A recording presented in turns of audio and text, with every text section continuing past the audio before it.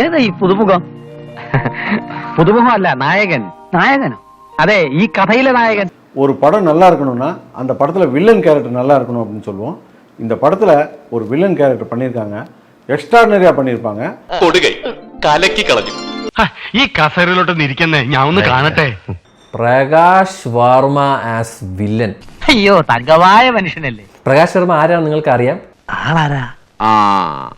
ആള് വലിയ റൗഡിയാ. സൂസു എന്ന് പറഞ്ഞിട്ട് സാധനമുണ്ട് വോഡാഫോണിന്റെ, മറ്റേ വലിയ തലയൊക്കെ വെച്ചിട്ട് ഒരു കുണു കുണു എന്നൊക്കെ പറഞ്ഞാൽ അത് ഇങ്ങേരാണ് അതിന്റെ തല. ആ ഓപ്പറേഷനും എന്റെ ബുദ്ധിയിൽ നിന്നായിരുന്നു. സത്യം പറഞ്ഞ ഇതാ തല.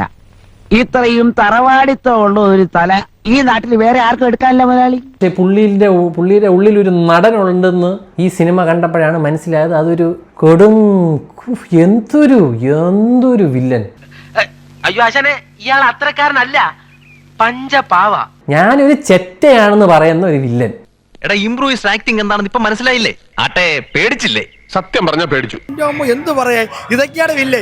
മറ്റേ ഡ്രാഗൺ എന്നൊക്കെ പറഞ്ഞ അവനെ കൊണ്ടുവച്ച് ഗോപാലത്തിനെ കാണിച്ചതൊക്കെ പറഞ്ഞിട്ട് കാര്യമില്ല. അങ്ങനെ എന്നെ കൊച്ചാക്കരുത്. അടിപൊളി വില്ലൻ എന്ന് പറഞ്ഞ അടിപൊളിയല്ലേ. അതിന് എല്ലാത്തിനും എന്റെ ഒരു മേൽനോട്ടുണ്ടായിരുന്നു. അതുകൊണ്ട് കാര്യങ്ങളൊക്കെ ഭംഗിയായി. ഇത് വില്ലൻ എന്ന് പറഞ്ഞാൽ ഇതാണ് വില്ലൻ. അല്ലാതെ ഇങ്ങനെ പുറകിൽ എന്തോ മറ്റേ ഡ്രാഗൺ വരച്ച് തിരിച്ചു നിർത്തി ലാസ്റ്റ് അതല്ല. നീ അവനിട്ട് പണിഞ്ഞിട്ട് എനിക്കിട്ട് കേട്ടരുത്. ഇത് വില്ലെന്ന് പറഞ്ഞ എജാതി വില്ലേ. നിന്നെ ഞാൻ സമ്മതിച്ചിരിക്കുന്നു. ആമ്പിളാറായാലും ഇങ്ങനെ വേണം. ഈ വീറും വാശിയും എനിക്കിഷ്ടമായി. അത് ലാലേട്ടനോട് കട്ടയ്ക്ക് നിൽക്കുന്ന വില്ലേ. പെർഫോമൻസ് കൊണ്ട് ഞെട്ടിച്ചു കളഞ്ഞു കേട്ടോ പ്രകാശ് വർമ്മ. അഭിനയിച്ച് മനുഷ്യന്റെ ഊപ്പാട് വന്നു. ഭരതമുനിയുടെ നാട്യശാസ്ത്രം മുഴുവനും പയറ്റി. എങ്ങനെയുണ്ട് എന്റെ ട്രീറ്റ്മെന്റ്? അയ്യോ മൊയിലാളി ആര്? ഇടയ്ക്കിടയ്ക്ക് ഓരോ ഡയറക്ടേഴ്സിനെ പോയി കാണുമായിരുന്നു ചാൻസ് ചോദിച്ചിട്ട്. ഞാൻ വലിയൊരു സിനിമാ പ്രേമിയായിരുന്നു. അണ്ണനത് ഇഷ്ടമാണെന്ന് എനിക്കറിയാം.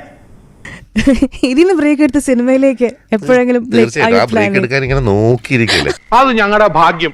അതുകൊണ്ടല്ലേ നിന്നെ ഞങ്ങൾക്ക് കിട്ടിയത്. നേരത്തെ പറഞ്ഞ പോലെ പല സമയത്തും ഇങ്ങനെ അതിന്റെ ഏകദേശം അടുത്തെത്തുമ്പോഴത്തേക്കും ഇതേപോലെ എക്സൈറ്റിംഗ് ആയിട്ട് വേറൊരു ചലഞ്ചിങ് അഡ്വർടൈസിംഗ് ഓഫർ വരും. താങ്കൾ വളരെയധികം പ്രത്യേകതയുള്ള ആളാണ്. എല്ലാ കാര്യത്തിലും ആ പ്രത്യേകത പ്രകടവുമാണ്. എന്റെ ലക്ക് ഈ മണ്ണി തെളിയിച്ചിട്ട് ഞാൻ ഇവിടുന്ന് പോകും. ഇപ്പോൾ കാണിച്ചത് വെറും സൂചനയാണ്. ഉറുമി, വാൾ, കെട്ടില്ലാക്കെട്ട്, പൂഴിക്കടകൻ, അടവ് നമ്പർ 18 ഇവയെല്ലാം ഉണ്ട്. വേണേ കാണിക്കാം. അപ്പൊ എല്ലാവർക്കും സമാധാനമായല്ലോ. എന്നാ കാണാം. Double okay.